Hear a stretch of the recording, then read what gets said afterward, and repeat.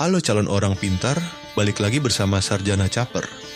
Di langit Mesir yang membara, saat fajar pertama menyinari pasir gurun, para pendeta mengangkat tangan, menghadap timur, dan berdoa pada satu nama, Horus. Tapi siapa sebenarnya Horus? Mengapa seluruh Mesir memujanya seolah ia lebih dari sekadar dewa?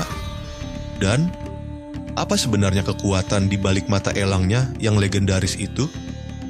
Dalam mitologi Mesir kuno, Horus adalah salah satu dewa tertua dan paling disembah. Ia digambarkan sebagai pria dengan kepala elang, mata tajam menatap cakrawala, dan tubuh yang diselimuti kekuatan langit. Tapi jangan salah, Horus bukan hanya dewa langit. Ia adalah simbol keadilan, balas dendam, dan kekuasaan ilahi. Kisahnya adalah kisah konflik, darah, dan kemenangan atas kejahatan, dan semuanya dimulai dari kematian ayahnya. Ayah Horus, Osiris, adalah dewa penguasa dunia orang mati. Namun, ia dibunuh oleh saudaranya sendiri, Set.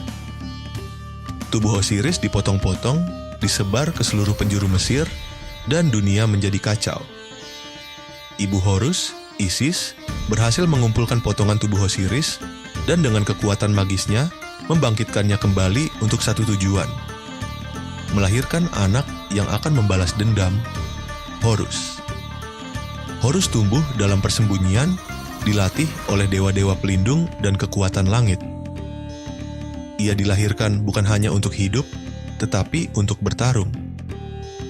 Pertempuran antara Horus dan Set adalah legenda epik Mesir. Pertarungan yang berlangsung selama 80 tahun. Dan dalam salah satu pertempuran itu, Horus kehilangan mata kirinya. Namun mata itu tidak hancur. Mata itu diselamatkan oleh Thoth, dewa pengetahuan, dan dikembalikan kepada Horus sebagai simbol kekuatan yang lebih besar. Dari sinilah muncul simbol mata Horus, atau Wedjat. Simbol ini dipercaya bisa memberi perlindungan, menolak roh jahat, dan menyembuhkan luka, baik secara fisik maupun spiritual. Hingga kini, simbol mata Horus masih digunakan dalam amulet, ritual penyembuhan, bahkan dalam desain modern, seolah-olah kekuatannya tidak pernah benar-benar hilang. Tapi yang menarik, mata Horus bukan hanya lambang spiritual. Simbol ini secara matematis terbagi dalam pecahan-pecahan, setengah, seperempat, seperdelapan, hingga 1/64. Masing-masing bagian mewakili panca indera manusia. Beberapa peneliti percaya ini adalah bentuk pemahaman anatomi dan fisiologi paling awal dalam sejarah manusia. Namun ada sisi yang lebih gelap, karena Horus bukan hanya pelindung, ia juga bisa menghancurkan. Dalam beberapa versi mitos, Horus nyaris membunuh ibunya sendiri karena dikuasai amarah. Ia menjadi dewa yang tidak hanya membawa keadilan, tapi juga memperingatkan bahaya kekuasaan mutlak. Dalam setiap Firaun Mesir, roh Horus dipercaya hidup kembali.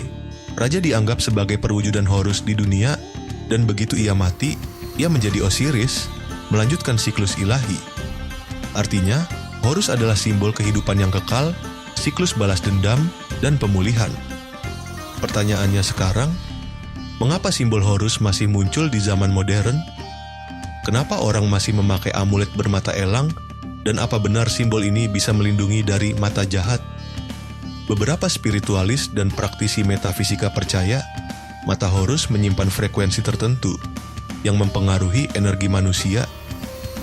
Ada juga yang menyebut mata Horus adalah kunci menuju dimensi spiritual kuno